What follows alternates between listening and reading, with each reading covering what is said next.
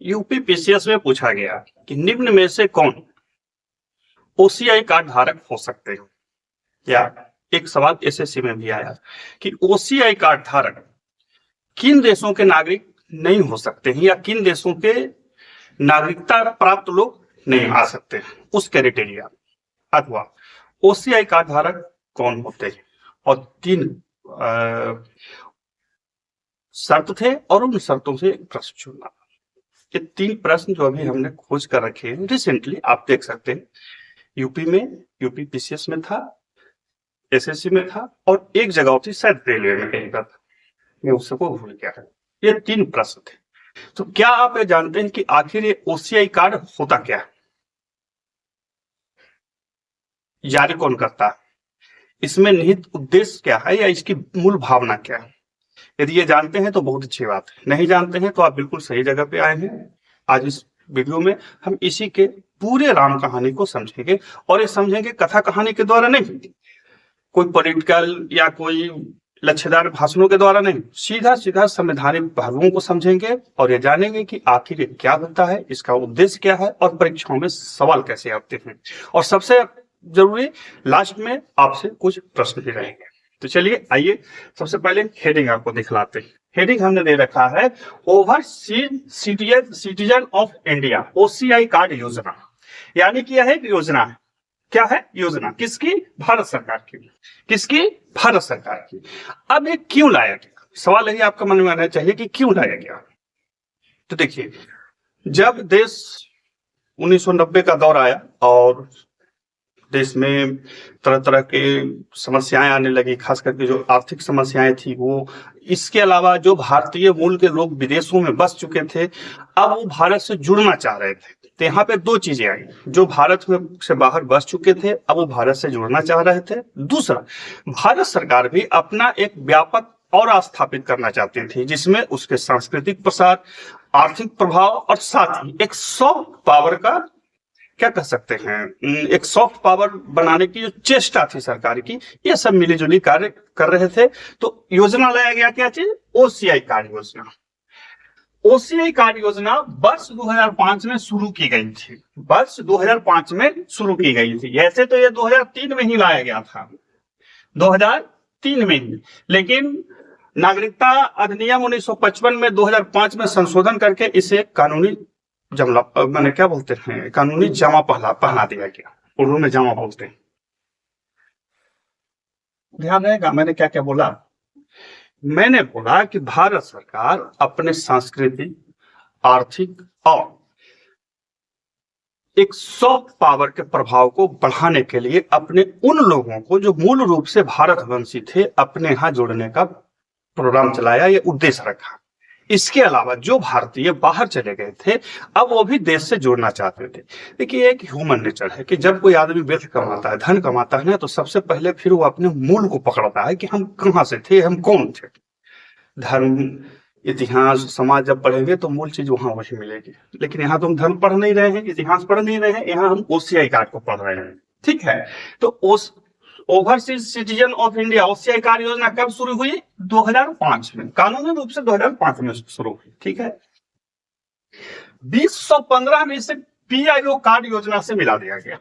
2015 में इसे PIO card योजना से मिला दिया गया। पीआईओ कार्ड वो कार्ड होता था पर्सन ऑफ इंडियन ओरिजिन, यानी कि भारतीय उपमहाद्वीप में जन्मे हुए लोगों को पीआईओ कार्ड दिया जाता था। अब इसमें थोड़ा सा अंतर समझ लीजिए, क्योंकि नहीं समझेंगे तो दिक्कत होगा। सबसे पहला बात कि जो भारतीय विदेश चले गए अब वो भारत से जुड़ना चाह रहे थे, तो भारत में नागरिकता एकल है। कैसी नागरिकता है? एकल। और उसको नियमित करने वाली कानून कौन है? तो नागरिकता अधिनियम 1955 ना। इसको एकदम गांठ बांध के याद रखिएगा, नागरिकता अधिनियम 1955 ही भारत में नागरिकता को रेगुलेट करता है। ऐसे तो संविधान के भाग 2 में 5 से 11 तक है जिसमें बताया गया है कि कौन लोग नागरिक हो सकते हैं, कौन नागरिक नहीं हो सकते हैं। लेकिन हमारे देश में नागरिकता लेने देने की जो प्रक्रिया का वर्णन है या योग कहिए कि जो प्रक्रिया निर्धारित की गई है वो इसी नागरिकता अधिनियम 1955 में निर्धारित की गई है। सरकार को जब भी कुछ करना होता है नागरिकता संबंधित काम, तो इसी में संशोधन किया जाता है, नागरिकता अधिनियम 1955। तो 2015 में इसे पीआईओ कार्ड से मिला दिया गया। अब देखिए बात को समझिए, भारतीय उपमहाद्वीप था, भारत, पाकिस्तान, बांग्लादेश, इस सब को एक समय में बहुत लोग 1920, 30, 35, 40 में चले गए यहाँ से बाहर, विदेशों में चले गए, चाहे भेज दिए गए। आपने गिरमिटिया का नाम सुना होगा, उसके कारण। तो उसमें से अधिकतर लोग या बहुत सारे लोग अब भारत से जुड़ना चाह रहे थे। तो भारत सरकार के तो एकल नागरिकता है। कैसे नागरिकता है? एकल। तो हम तो किसी को नागरिक बना नहीं सकते हैं जब तक आप उस देश का नागरिक छोड़िएगा नहीं। तो हम क्या करें फिर? अपने लोगों को जोड़ना भी है। इसीलिए यानी कि जिनको हम जोड़े उनकी मूल नागरिकता अपने देश की बनी भी रहे और वो हमसे जुड़ भी जाए। तो इसके लिए शुरू किया गया पीआईओ कार्ड, बाद में फिर ओसीआई कार्ड। ओसीआई कार्ड को फिर क्या बोलते हैं, पीआईओ कार्ड के साथ मिला दिया गया। यानी कि दो चीजें आ रही थी तो इसको खत्म कर दिया गया। अब आपसे सवाल कि भारत पीआईओ कार्ड या पीआईओ नहीं ओसीआई कार्ड, ओसीआई कार्ड धारक भारत के नागरिक होते हैं तो नहीं होते? भारत के नागरिक नहीं होते। याद रखिए, ओसीआई कार्ड धारक भारत के नागरिक नहीं होते, वो भारत वंशी होते हैं। मान के चलिए, इसको ऐसे समझिए कि मैं अभी यहाँ पे हूँ, झारखंड में रहता हूँ, मेरी कुछ जरूरत हुई या इच्छा हुई या जैसे भी हो, अब मैंने अमेरिका या इंग्लैंड की नागरिकता ले ली। याद रखिए, मैंने वहां की नागरिकता ले ली। अब मैं ये चाहता हूं कि मैं भारत से जुड़ा रहूं, तो हम भारत सरकार को अप्लाई करेंगे और एक ओसीआई कार्ड दे देंगे। तो इससे क्या होगा कि हम भारत के साथ जुड़े भी रहेंगे और अमेरिका के भी नागरिक रहेंगे। तो सवाल आपसे यही पूछेगा कि क्या ओसीआई कार्ड धारक भारत के नागरिक होते हैं? तो नहीं होते। एकदम याद रखना है, नहीं होते हैं। अब यहाँ पे जब याद रखें कि जब नागरिक ही नहीं है तो उन्हें नागरिक वाला कोई सुविधा नहीं दिया जाएगा। यानी कि जो सिटीजनशिप हमारे देश की है और उसको जो सुविधा दी जाती है अब उन्हें नहीं मिलेगी। अब है क्या जो अभी हमने इतना आपको बताया? तो यह एक विशेष दर्जा है। देखिए, हमने शब्दों को खोज खोज करके लिखा है ताकि कंफ्यूजन नहीं। यह एक विशेष दर्जा है, यानी कि नागरिकता नहीं है, कंफ्यूजन नहीं होना है। दर्जा है, दर्जा है तो किसी को दिया जा सकता है। डॉक्टरेट की उपाधि किसी को भी कोई दे देता है। प्रधानमंत्री जी जाते हैं, राष्ट्रपति जी जाते हैं, विदेश जाते हैं तो उनको मानद उपाधि दे दिया जाता है। शाहरुख खान को भी मानद उपाधि दे दिया जाता है डॉक्टरेट का। इसका मतलब ये तो थोड़ी है कि इतिहास में डॉक्टरेट किए हैं, ऐसा कुछ नहीं है। तो यह एक विशेष दर्जा है जो भारतीय मूल के विदेशी नागरिकों को, याद रखिए, देखिए सब पर ध्यान दीजिए, दर्जा है। पहला तो यह दर्जा है यानी कि नागरिकता नहीं है। दूसरा, भारतीय मूल के विदेशी नागरिक, यानी कि वो नागरिक देश के नहीं रहेंगे, विदेशी ही रहेंगे। उनको रहने कुछ आर्थिक एवं शैक्षणिक सुविधा प्रदान करता है। अब समझिए कि कोई एक ओसीआई कार्ड धारक, कोई इंग्लैंड में रहने वाला, कोई जापान में रहने वाला, कोई कहीं भी रहने वाला व्यक्ति, अब वो चाहता है कि हम भारत से जुड़े, भारत में जाएं, तो हम भारत सरकार उसको एक ओसीआई कार्ड दे देगी यदि वो अप्लाई करेंगे तो। अब वो ओसीआई कार्ड से सुविधा क्या होगी? सवाल यही आता है कि एक अमेरिकी नागरिक आके यहाँ रहेगा जो भारत वंशीय नहीं है या उसके पास ओसीआई कार्ड नहीं है, और एक वैसा अमेरिकी नागरिक जिसके पास ओसीआई कार्ड है, तो दोनों में अंतर क्या होगा? अंतर वही देखिए, यहाँ रहने के लिए अमूमन क्या है कि कितना दिन भी रह सकता है बिना पुलिस को इन्फॉर्म किए हुए। नॉर्मली क्या है कि यदि कोई विदेशी नागरिक अपने देश में रहेगा तो उसे पुलिस को इन्फॉर्म करना पड़ता है। यदि वो ज्यादा दिन रह गया तो, बात समझ रहे हैं, वो रह गया तो उसको पुलिस को इन्फॉर्म करना पड़ेगा। ओसीआई कार्ड धारक को पुलिस को इन्फॉर्म नहीं करना। या कुछ आर्थिक क्रियाकलाप भी कर सकते हैं, कुछ आर्थिक क्रियाकलाप कर सकते हैं, लेकिन कृषि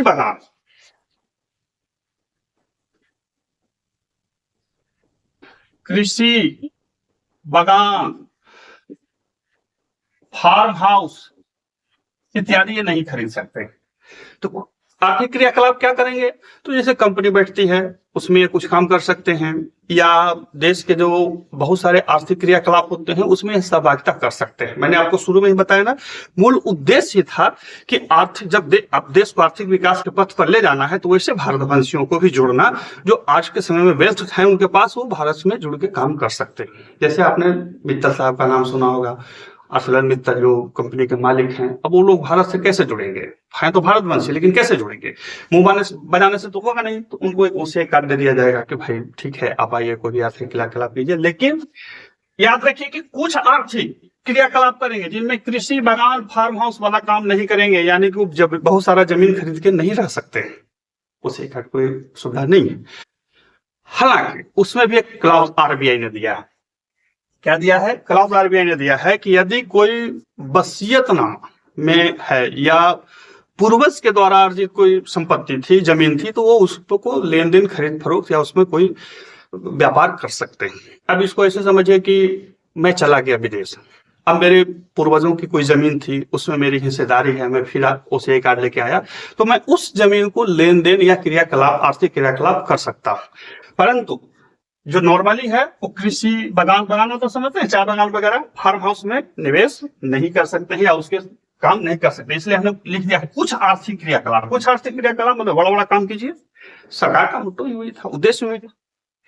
और उन्हें शैक्षणिक सुविधा प्रदान करता है। शैक्षणिक सुविधा मतलब वो शोध कार्य कर सकते हैं, पत्रकारिता वगैरह सब चीजों को कर सकते हैं, परंतु उन्हें 19 के तहत कोई सुविधा प्रदान नहीं होगी। कहेगी श्रीमान शैक्षणिक करेगा, पत्रकारिता करेगा, 19 के तहत सुविधा प्रदान नहीं होगा, तो नियम है। ऐसा इसलिए है कि चूंकि वो देश के नागरिक नहीं, मैंने पहले ही बोला कि वो नागरिक नहीं है, तो नागरिकता वाला अनुच्छेद भी उनको प्राप्त नहीं है। फिर से देखिए, भारतीय मूल के विदेशी नागरिक अथवा जिनके पूर्वज कभी भारतीय थे इसके पात्र होंगे, जिनमें पाकिस्तान एवं बांग्लादेश के छोड़ करके, यानी कि पाकिस्तान, वर्तमान में पाकिस्तान और बांग्लादेश के कोई नागरिक जो जिनके पूर्वज थे वो चाहेंगे कि हम भी ओसीआई कार्ड ले लें, तो नहीं होगा। यानी कि पाकिस्तान में जन्मा हुआ, बांग्लादेश में जन्मा हुआ व्यक्ति कोई भी हो, 1930-40 में भी चला गया था पाकिस्तान छोड़ के, अब वो बोलेगा कि नहीं हमको दे दीजिए, उस समय तो देश बंटा नहीं था, हम नहीं जानते थे, तब उनको नहीं मिलेगी। मिलेगी किसको? भारतीय मूल के विदेशी नागरिक। हर हाल में याद रखिएगा, वो देश के नागरिक नहीं होंगे, भारतीय मूल के विदेशी नागरिक अथवा जिनके पूर्वज कभी भारतीय थे इसके पात्र होंगे। पूर्वज भी, माँ बाप भी, कोई भी। इनकी पत्नी भी कुछ एक शर्तों के साथ ओसीआई कार्ड ले सकती है, बच्चों को भी मिल सकते हैं, लेकिन याद रखिएगा व्यक्ति को दे जाता।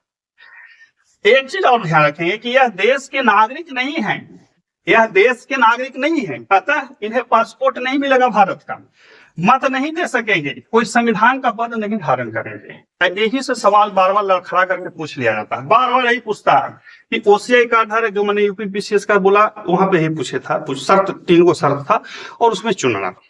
तो मैं आपको कुछ खंडों में सीधे सीधे बता दूं। पहला बात कि ओसीआई कार्ड धारक देश के नागरिक नहीं होते, उन्हें वही मौलिक अधिकार प्रदान किया जाएगा जहां पे नागरिक लिखा हुआ है, यानी कि जो विदेशियों को भी प्राप्त है वही उनको मौलिक अधिकार प्राप्त होगा। वो इस देश में कोई भी संवैधानिक पद नहीं धारण कर सकते हैं, सांसद, विधायक, मंत्री, संतरी, राष्ट्रपति, प्रधानमंत्री वो नहीं बन सकते। वो देश में कुछ आर्थिक क्रियाकलाप अभी हमने बताया कर सकते हैं, शैक्षणिक कार्य कर सकते हैं, शोध कर सकते हैं, और यहाँ पे कहीं भी रह सकते हैं, आ जा सकते हैं। उन्हें पुलिस को बार बार इन्फॉर्म करने की जरूरत नहीं है। परंतु अपने देश में वो फार्म हाउस नहीं खरीद सकते हैं, कृषि बागान नहीं खरीद सकते हैं, या कोई वैसा एसेट्स नहीं खरीद सकते हैं जो दर्शाता हो कि आप यहाँ के स्थायित्व को प्राप्त कर रहे हैं। बात समझ रहे हैं?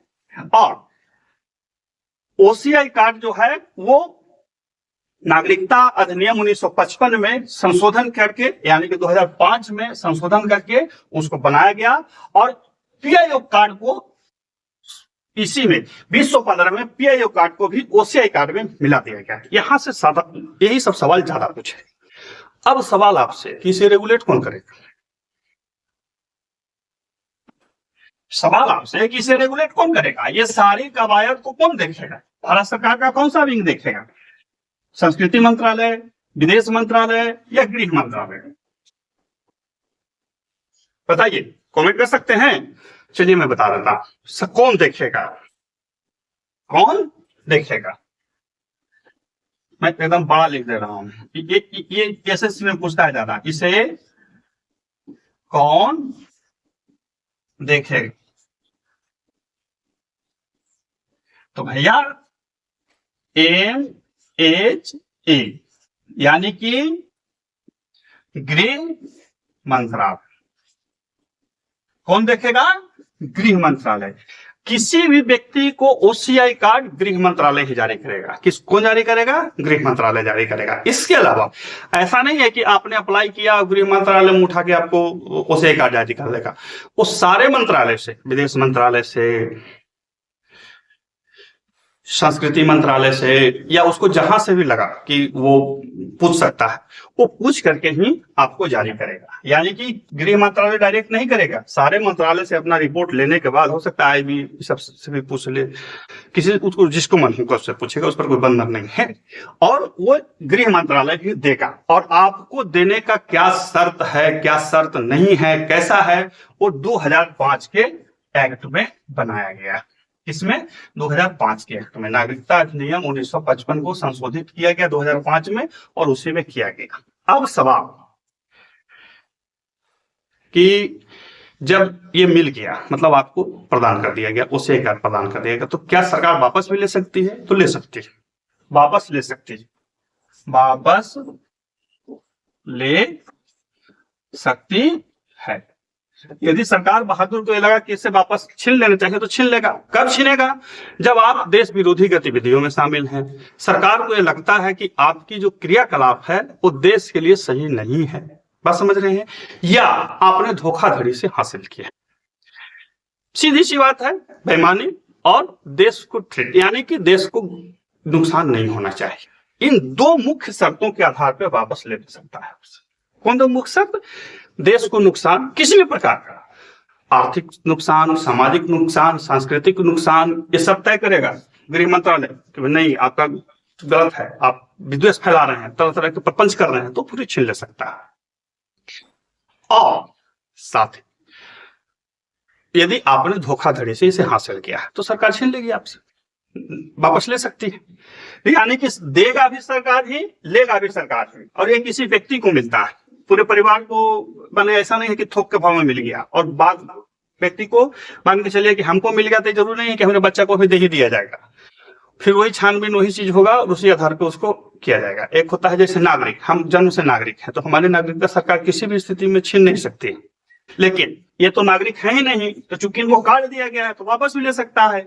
यदि मोटा भारत भाषा में देखा जाए तो सीधा सीधा रेलवे के टिकट की भर्ती, रेलवे ने आपको एमएसटी जारी कर दिया, 1 महीना तक के लोकल ट्रेन में जहां मन हो, जैसे मन हो आते जाते रहिए, कोई दिक्कत नहीं है। लेकिन टिकट लेकर के आप रेलवे में तोड़फोड़ नहीं करेंगे, आपको रेलवे में ट्रेन में जाकर के ऐसा कोई क्रियाकलाप नहीं करेंगे जिससे रेलवे को नुकसान हो जाए। नुकसान होगा तो छीन लिया जाएगा। तो सेम चीज यहाँ पर भी है, इसमें भी है। अब सवाल इससे कैसे बनते हैं, क्या क्या बनते हैं, तो आपके स्क्रीन पे देखिए सवाल दिख रहे होंगे, आप इसका उत्तर हमें कमेंट करेंगे और बताएंगे कि ये आपने इस वीडियो में कहां तक सीखा। फिर से मैं एक बार और पुनः आग्रह कर रहा हूं कि जैसे ही आप ये वीडियो देखें, आप अपने विभिन्न माध्यमों से या मेरे ही इस माध्यम से खुद से नोट्स बनाना, याद रखें खुद से नोट्स बनाना है, दूसरे से नहीं, और मतलब मेरे पर आश्रित नहीं रहना है। और साथ ही खुद से नोट्स बना करके इन 5 प्रश्नों को लिख लें, और इसके बाद जब अगली बार प्रैक्टिस सेट बनाएं तो देखें कि क्या आप गलती करते हैं या बना ही लेते हैं। और हाँ, इस पर संबंधित नोट्स को पूरी तरह से पढ़ने के लिए आप हमारे व्हाट्सएप चैनल पर आइए, मैथ एक्सप्रेस के नाम पे है, जहां पे मैं मैथ और जीएस दोनों डालते रहता हूं समय समय पर, ताकि आपको ज्ञानवर्धन होते रहे। और फिर से इस आग्रह के साथ कि खूब पढ़ें और आगे बढ़ें। मिलते हैं अगले वीडियो में, तब तक के लिए गुड बाय।